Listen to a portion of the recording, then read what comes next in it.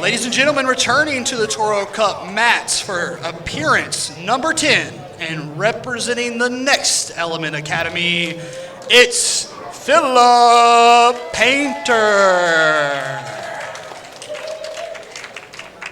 And his opponent making Toro Cup appearance number 9 and representing Elevate MMA Academy, the notorious Nathan Chau.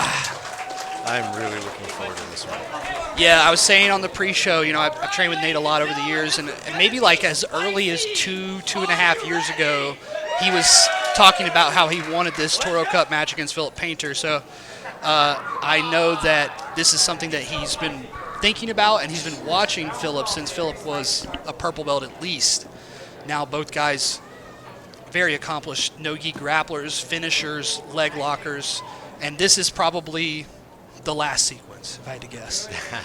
Either way this goes, usually when Notorious Nate gets in on a leg, it's a high noon showdown where only one gunslinger leaves the alleyway. Very nice. Philip Paynter, great job showing that arm. And, the last time we saw Philip Paynter out here, he had to show new and more dynamic parts of his game. He had to show us that he could play top game. He had to show us that he could get head and arm chokes and establish mount and crush people. And yeah, the transition for that armbar, too, came off of a berimbolo, alpha of Nathan's leg entry. So I'm excited to see some really good jiu-jitsu here. Nathan Chau, of course, we are out of the $500 bonus window now, but Nathan Chau, a notorious bonus hunter in past Toro Cup matches, and Philip Paynter won a few as well. All right, here we are in on the leg. This is a good position, but Philip Paynter's no stranger Very nice. to that part of town. Nathan did a really great job of keeping just his ankle lock grip for a long time there. The moment he let go of that ankle lock grip, the foot just slipped straight out. Yeah, this is two of the highest level leg guys, especially at this level in the area, but just highest level in general, but definitely in their belt class, the highest level.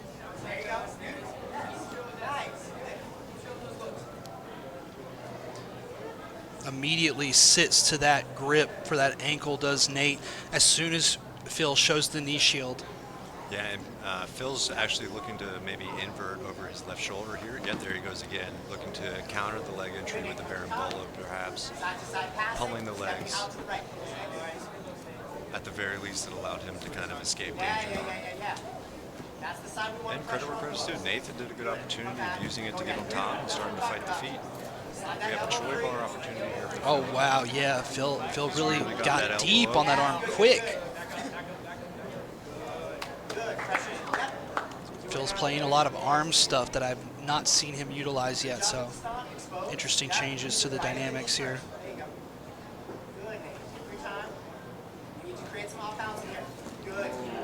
Philip Paynter just about stepped on Nate's face right there, but it's the nature of the game.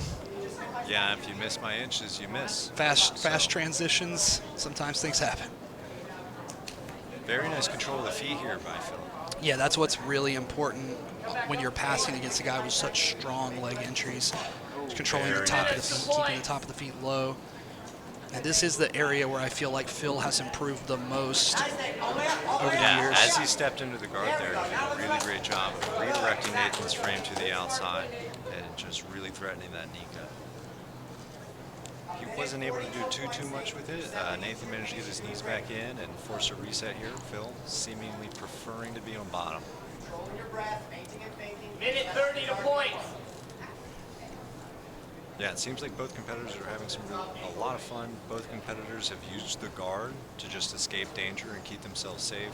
Yeah. They both threaten the leg locks, and they're also showing a lot of respect for each other. I feel they're not like just running into shootouts. I feel like both of them have only been deep once, and it was them at the same time. It was at the very beginning. The rest of the time, they've been very respectful of each other's game. And I think you have to operate that way with Phil to an extent, just because he has shown so much variance in his style. But you, of course, have to operate that way with Nate because he just has so many sub-1-minute finishes that you know he can get to the position. he can get the submission quickly. Yeah, absolutely. It's just one of those things where maybe you see it at the lower level sometimes, where there's just this really late stage submission escape. It's really entertaining to watch. But at the end of the day, these higher level guys, they're going to finish the submission. They're going to injure somebody's limbs. Like, they get the tap. And you have to respect that. Jiu-jitsu works.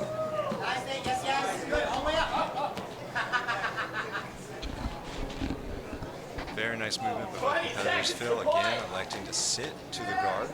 Yeah, Nate's got a... We should just both stand up to see what happens.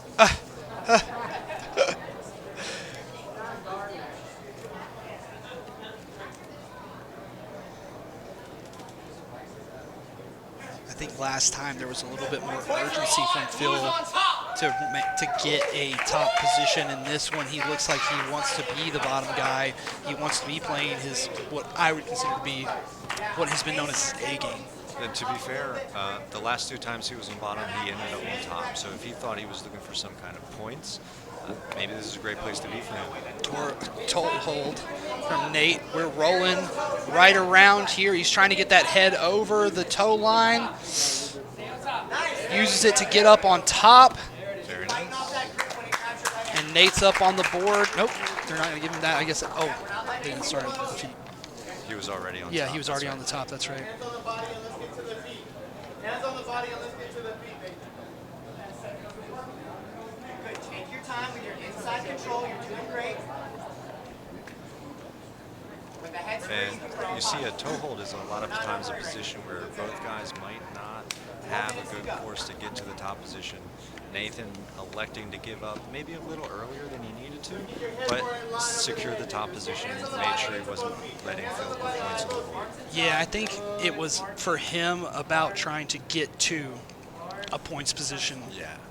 rather than go all in on a toe hold. And that's what you start to get when people start respecting your leg locks, Yeah. is all of a sudden they give you reactions that allow you to get to top position safely and pressure. Nathan with a cross step and some back steps. Really fancy footwork here. Nice, Nate. Come back up. Come back up. Head to Need the a center. new nickname before the dance. Good. Drop through. He let his posture fall for just a moment. Phil threatened to guillotine Now him, Phil's- allowed him to get on top position. Yeah, Phil's up on that board with 4 now.